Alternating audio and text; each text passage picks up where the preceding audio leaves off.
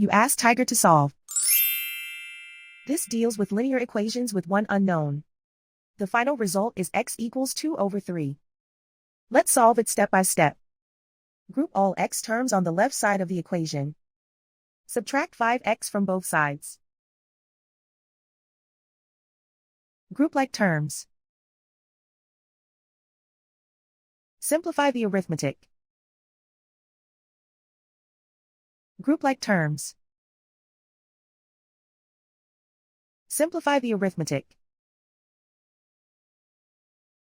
Group all constants on the right side of the equation. Subtract 14 from both sides. Simplify the arithmetic.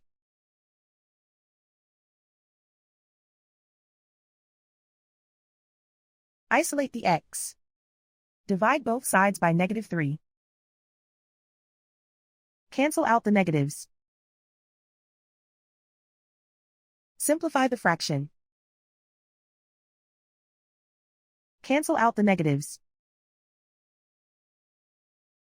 And so the final result is x equals 2/3.